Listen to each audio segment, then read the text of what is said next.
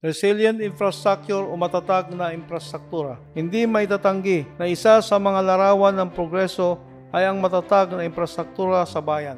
Tulad ng pagpintig ng puso ay kaliwat kanan din ang mga groundbreakings at turnovers ng mga proyektong infrastruktura sa pagsasanib ng executive at legislative. Katuwang si Vice Mayor Atty. Mary Jean D. Feliciano at mga membro ng Sangguniang Bayan kasama ang Municipal Engineering Office at Municipal Planning and Development Office. Tiniyak ng inyong lingkod na maayos at nasa takdang oras ang pagtatapos ng mga construction gaya ng mga hanging bridges, concrete road, classrooms, stages, evacuation centers, kilang banwa at marami pang iba upang hindi masayang ang pondo na inilaan dito mula sa buwis ng mga mamayan. Si Edgar Inso, punong barangay ng Barangay Aribongos.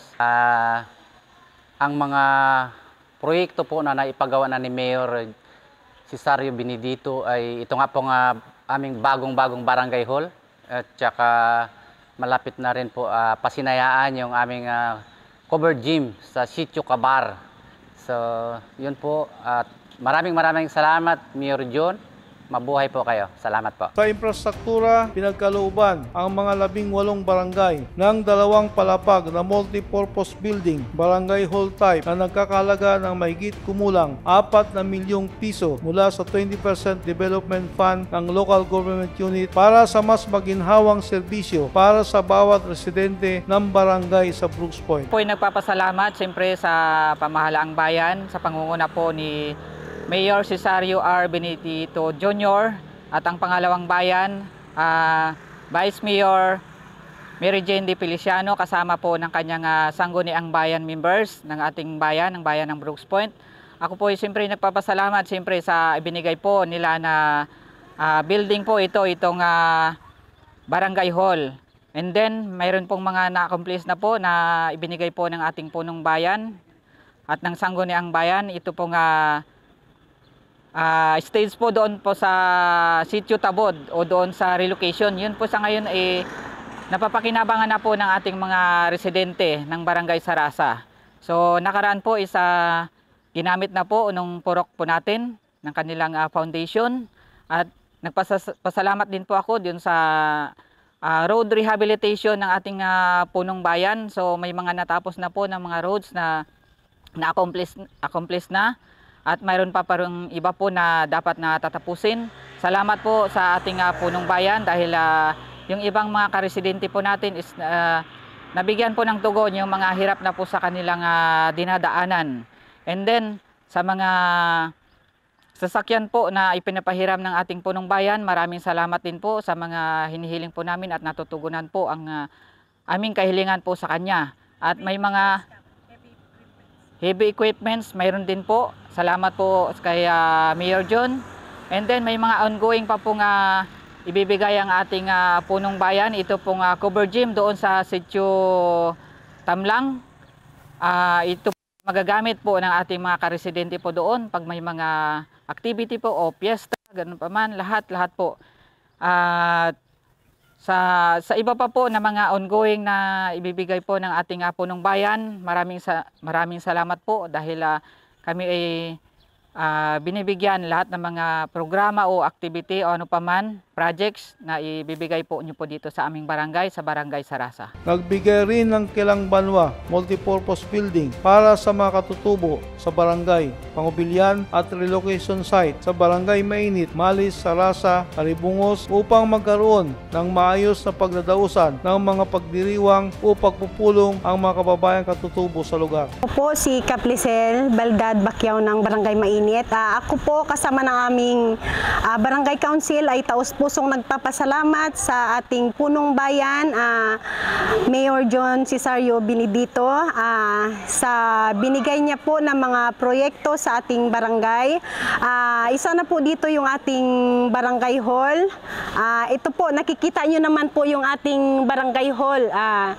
Ito po ay binigay ni Mayor John Benedito. Ganun din po sa ating road rehabilitation, sa ating road concreting, and ganun din po sa Kilang Banwa na ito po ay nagagamit ng ating IPMR, pagdating po sa pagpupulong ng mga panlima na may pinag-uusapan po ukol sa kanilang mga problema. Ganon din po sa feeding, ito po ay nagagamit. Ganon din po sa iba pa pong mga pangangailangan. Sa atin pong room ni Ma'am Jenny na renovation. Salamat po kay Mayor June sa kanyang tulong sa lahat po ng mga proyekto dito po sa aming barangay. Bumilis ang pintig ng puso sa saya ng mga guro, mag-aaral at mga magulang dahil sa mga karagdagang classroom, building sa Brooks Point National High School, Ipilan National High School, Uring-Uring Elementary School, Daycare Center sa barangay site ng Malis, maging pag-upgrade ng mga school facilities at covered pathways sa Maasin Elementary School, Brooks Point Central School at mga pinapatayong stage sa Malis National High School, Paratungon East Elementary School at sa Mariñana National High School, Mainit Elementary School, Rafael Sianan Elementary School, Pangubilian. Covered gym concrete pavement sa Inil Yutaha National High School. Multipurpose drying pavement sa Barangay Sarasa. Ako po si Ma'am Norel Satanang Pakuldas, teacher in charge po ng Iniltahan National High School. Kami po ay lubos na nagpapasalamat sa ating mahal na punong bayan, Honorable Cesario R. Benedito, sa proyekto pong ibinigay niya sa amin, ang aming concrete pavement ng aming covered gym. Ito pong proyektong ito ay hindi lamang po napapakinabangan ng aming mga mag-aaral at ng mga guro at mga magulang. Ito po ay malaking pakinabang din po sa mamamayan ng Aribungos. Naglaan rin po tayo ng pondo para sa mga pasilidad ng paanakan o BIMOK sa Barangay Ipilan at sa Mariñana. Gayon din ang konstruksyon ng Barangay Health Center sa Barangay Pangubilian, Barangay Ipilan at Maasin. Kakibat ng pagsulong ng Administrasyong Benedito Feliciano ng maayos na kalusugan ng mga mamamayan. Magandang araw po. Ako po si Kapitan Jordan Terasa ng Barangay Calasagin. Ako po ay nagpapasalamat sa LGU Brooks Point sa pamunuan ng ating butihing mayor na si Cesario R. Benedito sa mga proyektong natanggap ng aming barangay, katulad po ng barangay hall na bago. At sa ngayon, yung road rehabilitation po na ibinigay ng ating punong bayan ay nagagamit na po. Na kung saan yung mga matagal nang hindi napapakinabangan ay ngayon napakinabangan na po. At sa mga scholarship program ng ating lokal na pamahalaan ay marami hong mga kabataan na nakatanggap at naka-avail. At ganoon din po sa kanyang program, ito pong 2025, no, mayroon po kaming 4 million project na kung saan ito po ay mapupunta sa solar street light na magagamit po ng buong sitio, buong komunidad ng Barangay Calasagin. Maraming salamat po at mabuhay po ang LGU Brooks Point. Pinalawig din po natin ang mga pasilidad ng Brooks Point Water System sa Barangay Aribungos at Mainit para sa water sanitation project upang makaabot ang malinis na tubig sa mga kabahayan. Nakakapaglaan rin po tayo ng pondo para sa drainage system sa Barangay Tubtob, Rotonda, People's Park, Sagipit Road, Maya-Maya Alley, Burao Alley at Goldfish Alley sa Buligay Poblacion District 1 at Narasid Street at M. Rodriguez Street, west side ng Poblacion District 1 at installation ng reinforced concrete pipe culvert RCPC upang maisaayos ang daloy ng tubig tuwing tag-ulan. May mga mahalaga at malaking proyekto pang infrastruktura ang pinaglaanan natin ng pondo upang mahusay at maayos na makapaglingkod ang pamahalang lokal sa publiko gaya ng Grand Terminal sa Barangay Pangubilian, Event Center na maaring pagdausan ng malalaking events, AA Slaughterhouse, 2-story building ng Gender and Development, LGU GSO Warehouse, LGU Motor Pool,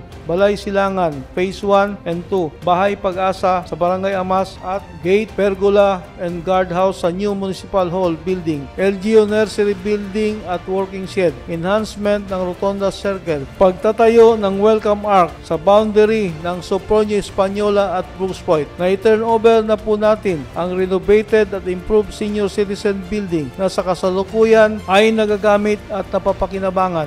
Napaayos at napaganda na rin po ang Convention Center para sa ligtas at mabilis na paghatid ng produkto ng mga kababayang magsasaka. Pinakongkreto po natin ang strategic farm to market roads at pinahiram natin sa lahat ng barangay ang mga heavy equipment ng munisipyo para sa road rehabilitation project upang maisaayos at makapagbukas ng mga karagdagang kalsada sa barangay. Niyagdagan po natin ang mga heavy equipment na nabili ng pamanlokal noong nakaraang taon. Mayroon po Isuzu self-loading truck at with boom crane na nagkakahalagang 11,895,000 pesos. At buwag vibratory roller compactor na halagang 8,950,000 pesos.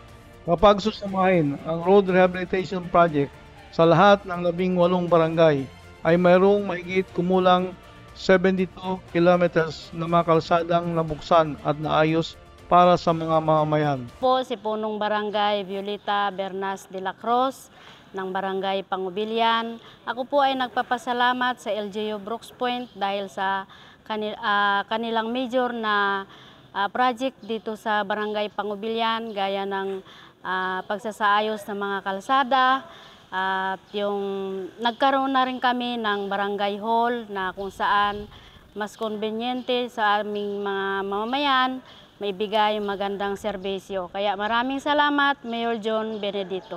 Ilan pa sa mga naipakongkretong kalsada? Po si Julito L. Budisa ng Barangay Captain ng Barangay Tubtub, 62 years old, senior citizen na po tayo. So, bali po yung atin pong project po ng atin pong pamahalang mayor ng Brooks Point. Meron po silang ibinigay na budget sa ngayon 2024 na halagang 4 million. Yan po sa kasalukuyan ngayon na ginagawa siya dyan po. At may mga karagdagan din na mga project at meron po tayong natanggap na municipal aid na halagang 300,000 na yun po ay ginamit po namin sa barangay road. So yun po ay tapos na siya, na-implement na po lahat, accomplish na po siya. So marami po siyang ginawa dito.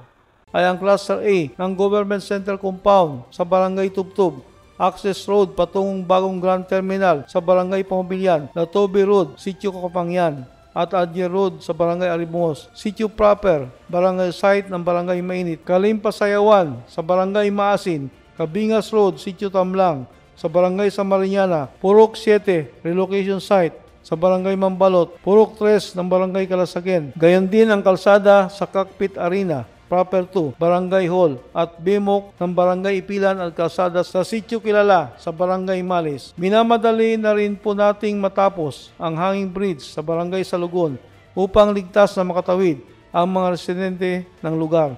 Naglaan na rin po tayo ng pondo para sa hanging bridge sa Barangay Imulnod, Bagnao Bridge, Barangay Aribungos. Isang magandang araw po sa inyong lahat. Ako po si Freddy de la Cruz Bucobo, punong barangay po ng Barangay Salugon. Unang-una po ay nagpapasalamat ako sa ating mahal na punong bayan, Honorable Cesario John Benedito Jr. sa pong mga proyekto at mga programa na dinala po sa aming barangay. At siyempre po, ang isang kapakinabangan din po na naibigay talaga malaki ng ating bayan ay ang footbridge o yung hanging bridge po na amin pong inilagay sa Sitio Magugurang. At yun po ay isang napakalaking proyekto na kapakinabangan po ng aming mga kabarangay na naninirahan po sa kabila ng ilog. Sa kasalukuyan ay ginagawa naman po ang daan na papunta po sa aming mga residente. Salamat po, Mayor John. Sana po ay mas marami pa kayong matulungan na pakinabangan po ng aming mga kabarangay.